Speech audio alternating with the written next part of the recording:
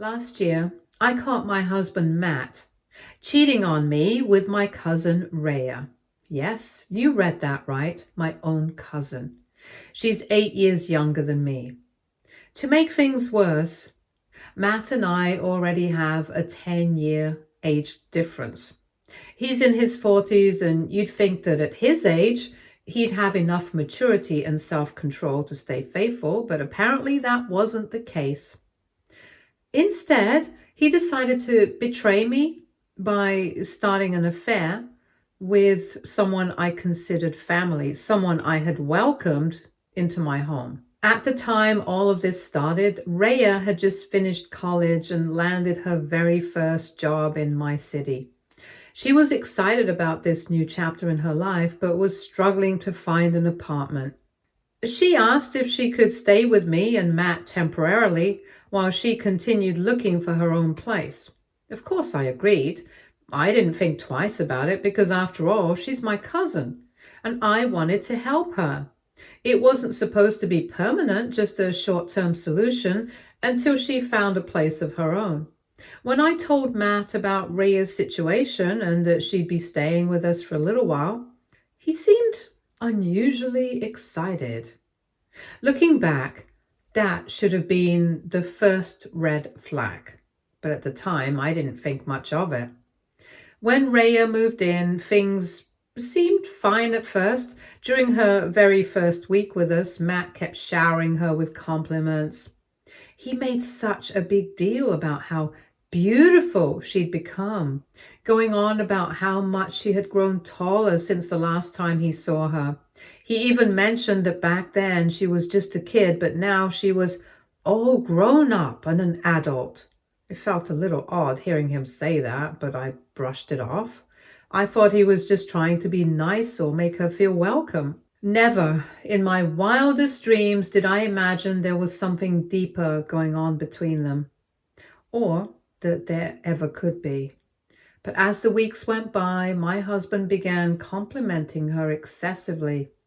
What made it worse was how much Rhea seemed to be enjoying his attention. She'd smile, laugh, and respond in a way that made me feel a little uncomfortable, but I kept telling myself that I was just overthinking. Then they followed each other on Instagram, which struck me as strange. Matt wasn't the type to connect with people on social media, even family, so this seemed a bit out of character for him. When I asked Matt about it, he brushed it off and said Rhea had wanted to follow him first, so he just reciprocated. In hindsight, there were so many red flags, but at the time, I never imagined anything could actually happen. For one thing, Matt and Rhea had such a big age gap. He was in his 40s and she had just started her career. It seemed impossible that there could be any attraction between them, and on top of that, she was my cousin. They were family. I thought there was no way they'd cross such a boundary.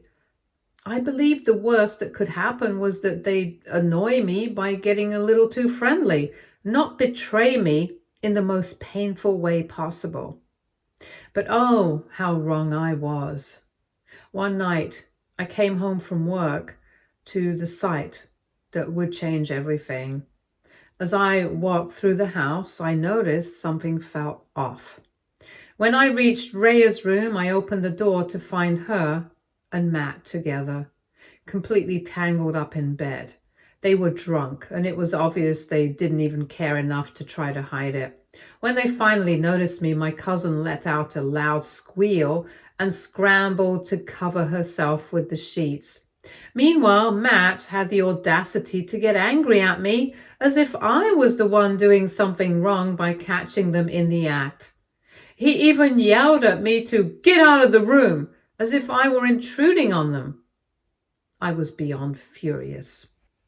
My hands were shaking with anger, but I knew exactly what to do. I grabbed my phone, started taking pictures of them, proof of their betrayal.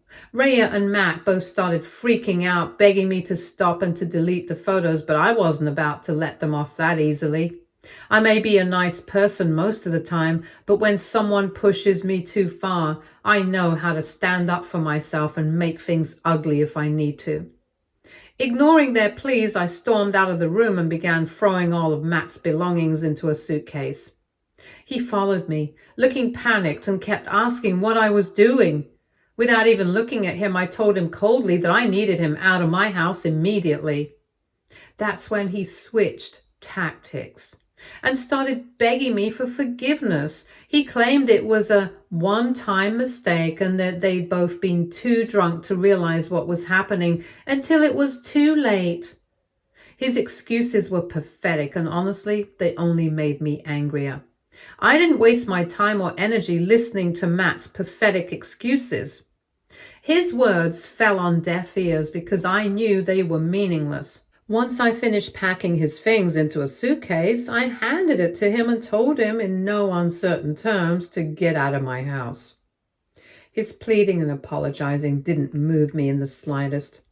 He had made his choices and now he had to face the consequences. After dealing with Matt, I went downstairs to find Rhea, and she was sitting there, tears streaming down her face, and the moment she saw me, she started begging. "Please, just listen to me," she cried, her voice trembling. But I wasn't about to let her manipulate me with crocodile tears. The betrayal was too deep, too personal. Instead of listening, I walked up to her and slapped her across the face. Something I never thought I'd do to someone I loved, but in that moment, all I could think about was how much she had hurt me. I reminded her exactly who I was to her. "Do you realize what you've done to me?" I asked, my voice shaking with anger. "I am your sister. I raised you in so many ways. I taught you to ride a bike. I taught you to cook. Every Christmas and every birthday, I made sure you got what you wanted. When you needed a place to stay, I opened my home to you without a second thought. And this is how you repay me. By sneaking around with my husband in my own home." She just sat there sobbing, unable to respond. But I wasn't done. I made it clear that there was no coming back from this. "This is unforgivable," I told her. "You've crossed a line that can never be uncrossed." Then I gave her a choice. She had 15 minutes to pack her things and leave, or I would set all of her belongings on fire. Rhea knew me well enough to know I wasn't bluffing. When I was this angry, she'd seen my temper before and she understood that I was being serious. She didn't argue or protest. She simply nodded, still crying, and went to pack up her things.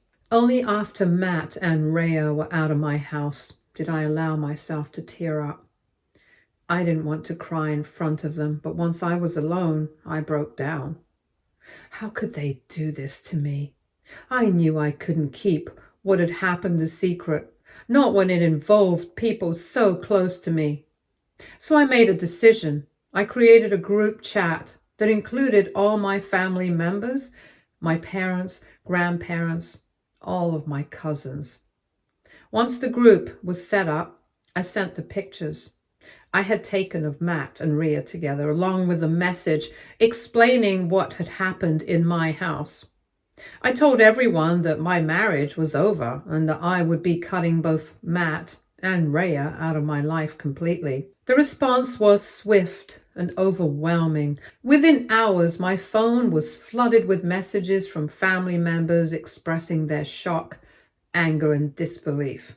Most of them couldn't believe what Rhea had done. They were furious with both her and Matt for betraying me so deeply. The support I received from my family was a small comfort amidst the chaos. But not everyone was on my side. My aunt, Rhea's mother, was the one exception. She kept trying to calm me, desperate to defend her daughter. When I finally picked up, she immediately started telling me how terrible Rhea felt about what had happened. "She's young and stupid," my aunt kept saying, as if that excused everything. She tried to frame Rhea's actions as a lapse in judgment, something that should be forgiven and forgotten. My aunt even went so far as to suggest that I let Rhea move back in with me because, according to her, family always sticks together no matter what. It felt like she was trying to minimize Rhea's betrayal. And that only made me angrier. I cut her off mid-sentence and told her point blank that being young and stupid was not an excuse for her daughter to sleep with someone's husband. If Rhea is old enough to make the choice to sleep with my husband, I said, then she's old enough to live on her own and face the consequences of her actions. My aunt tried to argue, but I wasn't having it. I made it clear that I would not be letting Rhea back into my life, much less my home. She had made her choices and now she had to live with them. Throughout everything, I never doubted that what I was doing was the right thing. After what Matt and Rhea had done, there was no way I could stay in that marriage. The betrayal was too big, too painful, far beyond repair. So I made the decision to file for divorce. It wasn't easy. It felt like ripping apart a huge piece of my life. But I knew it was necessary. I deserved better than to stay with someone who had so blatantly disrespected and hurt me. During this time, Matt was relentless in his attempts to win me back. He would call, text, and even show up uninvited, all to beg me to take him back. He tried to downplay what had happened, calling it a slip-up or a mistake, as though cheating on me with my cousin could ever be something small or forgivable. But I refused to let his words sway me. I had made my decision and I was sticking to it. When I finally filed the divorce papers, Matt's tone changed. It was as though the reality of the situation hit him, and he no longer felt the need to pretend. That's when he admitted the full truth to me. He and Rhea hadn't just been together that one night. They had been sleeping together for weeks behind my back. Weeks of lies, sneaking around, and deceit, while I was busy trusting them and making Rhea feel welcome in my home. But the most disgusting part of all came next. Matt told me, without any shame, that he was in love with Rhea. He said he had been for a while and admitted that in some twisted way he was relieved I had caught them. "I wish you hadn't caught us red-handed like that," he said, "but I'm glad it's all out in the open now. Rhea and I can finally start to date now." His words made me feel physically sick. The thought of my 40-something-year-old husband claiming to be in love with a woman who had just graduated college, my cousin no less, was revolting. The age gap between them made the whole thing even more nauseating. To me, they didn't look like a couple. They looked like a father and daughter. And yet he wanted to date her, flaunt her, build a future with her as if their entire relationship wasn't built on betraying me. At that moment, I realized that I didn't want anything to do with this anymore. Let them have each other. If Matt wanted Rhea, then fine, he could have her. If Rhea wanted to settle for my sloppy seconds, then so be it. They deserved each other. Whatever mess came out of their relationship wasn't my problem anymore. During the divorce proceedings, I made sure to stand my ground and take everything I possibly could from Matt. He had humiliated me, betrayed me, and destroyed the life we had built together. So I felt no guilt in squeezing every bit of alimony I could out of him.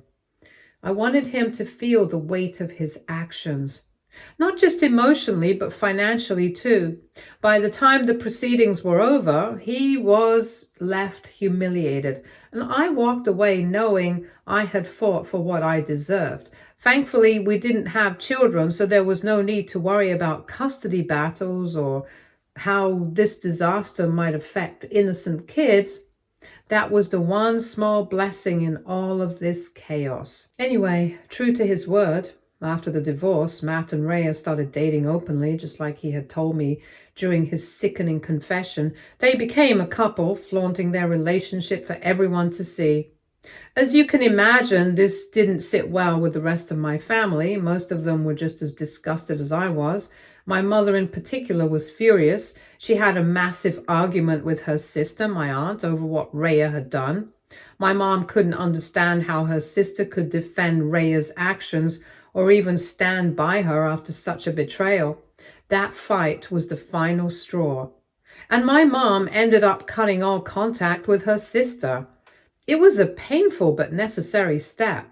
Since the divorce and all the family drama, I've been focusing on myself and trying to move on with my life. Hasn't been easy, especially because Matt and Rhea still live in the same city as I do. Each day I remind myself that I've made it through the worst. I've cut them out of my life and I'm stronger for it. Moving on hasn't been easy, but it's been worth every step. This year, Matt and Rhea decided to take their messy, inappropriate relationship to the next level. They sent out wedding invitations to announce that they would be getting married. And as if that wasn't enough, they also revealed that Rhea was pregnant with his child. When I first heard the news, I couldn't help but feel a mix of disgust and disbelief. It was hard to imagine my ex-husband, who had once promised me forever, now building a life with my younger cousin. The idea of them tying the knot and bringing a child into this world felt like the final chapter of their betrayal.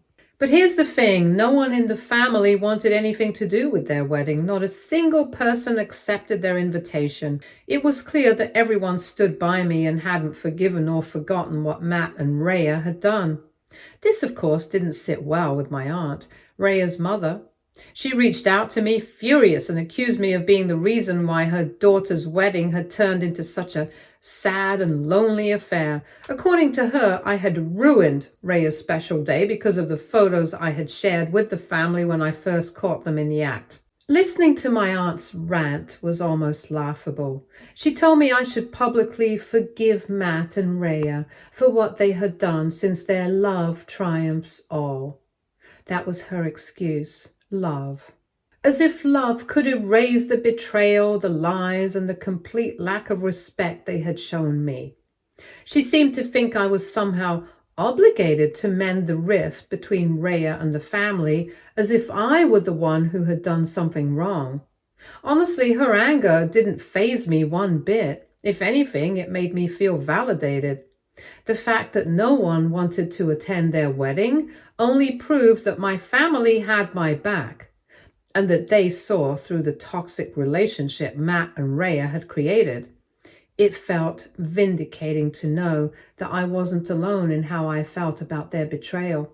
While my aunt tried to make me feel guilty, I felt nothing but relief, knowing that the rest of the family refused to celebrate something built on such a foundation of lies and pain.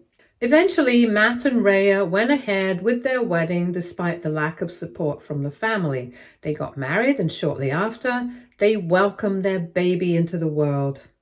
Now, recently, my grandparents are working on their will. They are dividing up their estate and have chosen to openly share their decisions with everyone in the family. Apparently, my grandparents have chosen to leave nothing to my aunt or Rhea. Not a single cent, not a single piece of property, nothing. Instead, the share that would have gone to them is being given to me, and on top of what has already allocated to me in the will. It's hard to put into words how shocked I felt when my mom told me this. The total inheritance is an incredible amount, enough to completely change my life for the better. I never expected this. I'm still trying to wrap my head around it. The reason behind their decision is clear. My grandparents know all about what Rhea did to me and how my aunt blindly supported her actions. They've seen the hurt, betrayal, and chaos that my aunt and my cousin brought into the family. According to my grandfather, they don't want their inheritance spoiled by bad blood. Those were his exact words, as my mom told me. To them, leaving anything to my aunt or Rhea would feel like rewarding their atrocious behavior, and my grandparents aren't the kind of people who turn a blind eye to wrongdoings. I had no idea about any of this until my mom filled me in. She said my grandparents' decision was entirely their own, and none of us had any say in what they chose to do. Nevertheless, we couldn't help but feel a sense of justice in their choice. After everything that had happened, it felt like my aunt and Rhea were finally facing some retribution for their actions. Since my aunt and Rhea found out about my grandparents' decision, they have been absolutely furious. My aunt, in particular, has been trying everything she can to change the situation. She started by reaching out to my mom, begging her to intervene on her behalf. My mom, however, has had enough of her sister's nonsense and wasn't about to entertain her pleas. With no way to get through to my mom, my aunt has now turned her attention to me. She's been bombarding me with messages, begging me to talk to my grandparents and convince them to change their minds. It's laughable, really. After all that's happened, she expects me to be her advocate? The irony isn't lost on me. She even tried to approach my grandparents directly, but that didn't go well for her either. As soon as she brought it up, my grandparents shut her down completely. They made it clear that their decision was final, and to make matters even more firm, they've forbidden her from coming to their house ever again. Rhea, of course, has also decided to chime in. She didn't call or text, but instead wrote me a long email, which I read with equal parts amusement and disbelief. In the email, she had the audacity to accuse me of holding a grudge against her after all this time. She tried to paint herself as the victim, saying I was being cruel by allowing my grandparents' decision to stand, and that I and the rest of the family were punishing her unfairly. She even tried to play the sympathy card by saying that for the sake of her kid, I should talk to our grandparents and give her back her share of the inheritance. Rhea went on to say that she shouldn't be punished for being happy and in love with my ex-husband, as if their relationship was some fairy tale romance instead of the result of lies and betrayal. She claimed it wasn't her fault that I was miserable and lonely, which honestly made me even more amused. Clearly, she was trying to manipulate me, trying to make me feel small so I'd feel pressure to give in to her demands. She even went as far as to call my grandparents' decision unfair and demanded that I fix it. Fix what exactly? The mess she and my aunt created with their own actions? The entitlement dripping from her words was mind-boggling. After everything they've done, they still see themselves as deserving of generosity and understanding, as if their betrayal wasn't significant enough to warrant any consequences. Obviously, I don't want to, but just in case. Reddit, AITA for this? Update 1. Thank you all for your comments. Honestly, reading the email made me angry too. It made me realize just how delusional and self-centered both Rhea and my aunt are. They refuse to take responsibility for the pain they've caused and instead try to guilt me into undoing what they see as an injustice. But here's the truth. My grandparents' decision is theirs alone. They've seen the truth of the situation and their actions reflect their values. It's not my job to fix anything for people who have never once shown remorse or accountability for their behavior. If Rhea and my aunt feel hurt or excluded, they have no one to blame but themselves. Update 2. It's been a month since my last update. It seemed like my aunt couldn't accept the reality of the situation even after we had tried to ignore her until now. She wasn't willing to let go of the inheritance or acknowledge that the decision had been made. Despite being told multiple times by my grandparents that their decision was final, she decided to confront them once again. This time, though, her behavior crossed the line. Apparently, when my aunt showed up at my grandparents' house, She launched into another tirade, demanding that they reverse their decision, accusing them of being unfair and continuing to try to manipulate them into changing their minds. She was also drunk and was getting very aggressive with my grandparents. She called them a lot of bad words, which I don't want to repeat here. My grandfather probably had enough of her harassment. He called the police on her for harassment and trespassing. Even when the police arrived, my aunt didn't leave quietly and continued to make a scene. She fought back against the police, and her refusal to cooperate led to her arrest. It was a full-blown spectacle, and as you can imagine, it was incredibly embarrassing for my grandparents. I honestly couldn't believe it when I was told about this. However, I feel like my aunt brought this upon herself. If she had just respected my grandparents' wishes from the beginning, none of this would have happened. It's hard to watch someone act so recklessly and ignore the boundaries others have set. Given what has transpired and knowing how far my aunt is willing to go to get her way, we have installed security cameras around my grandparents' property now, so they can always feel secure and know exactly who is coming to their doorstep. My grandparents are elderly, and the last thing we want is for them to feel unsafe or to have to deal with another unnecessary confrontation. The cameras will not only help monitor the area, but also give my grandparents peace of mind, knowing that if anything else were to happen, there's a record of it. As if this isn't enough, Matt has now reached out to me on LinkedIn, of all platforms. This was the one I had forgotten to block him on.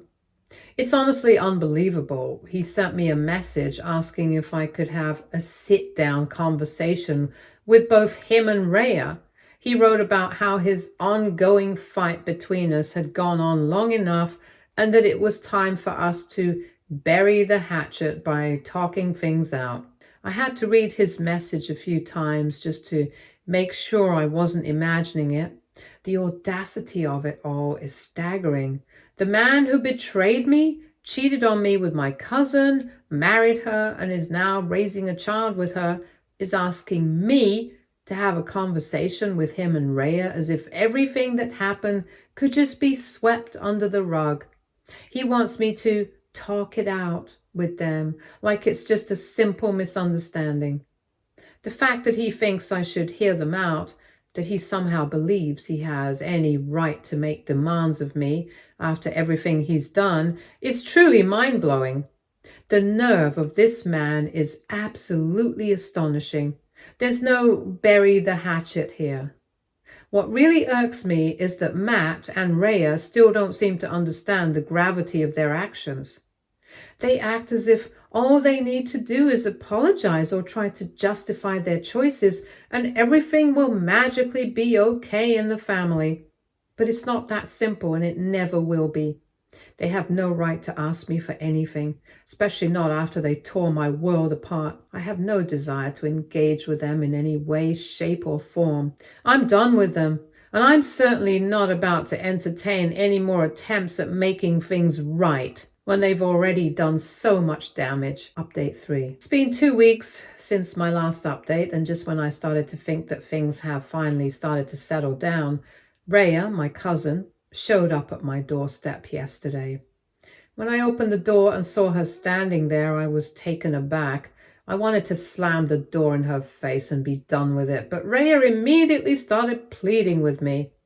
She begged me to hear her out, saying that she already knew how much I hated her, but that she only needed a few minutes of my time. Her tone was desperate. I could see the emotion in her eyes, but that didn't change anything for me. I firmly asked her to leave again, which is when she tried to threaten me. Rhea said that if I didn't listen to her, she would keep showing up at my doorstep. This, of course, was meant to pressure me into talking to her.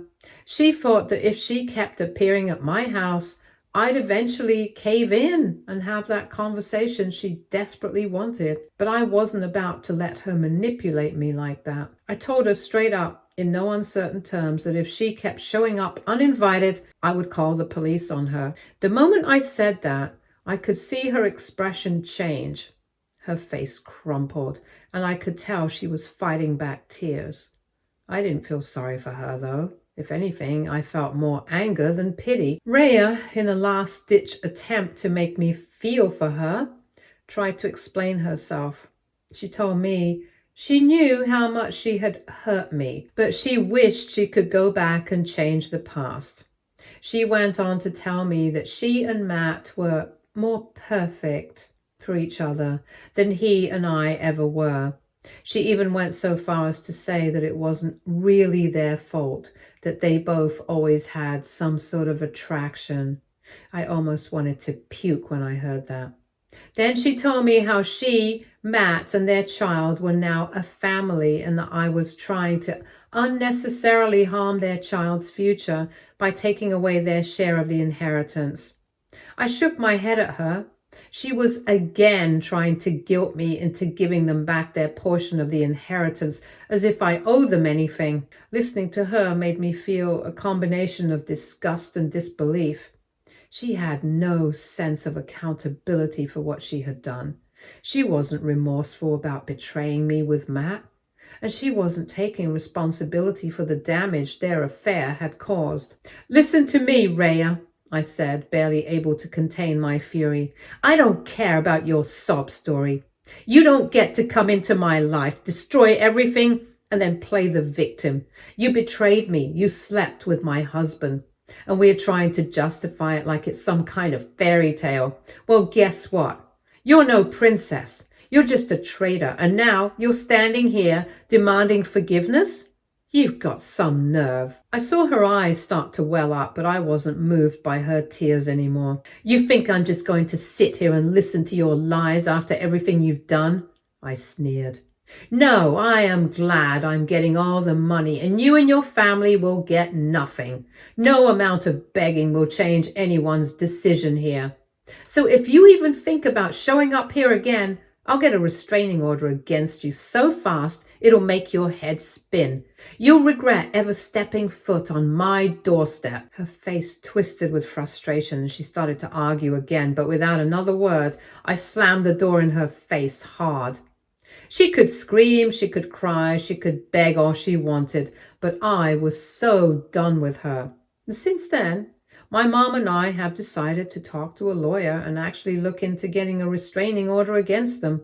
I am getting really tired of these people not leaving us alone. Stay tuned for more stories from Argo Relationships.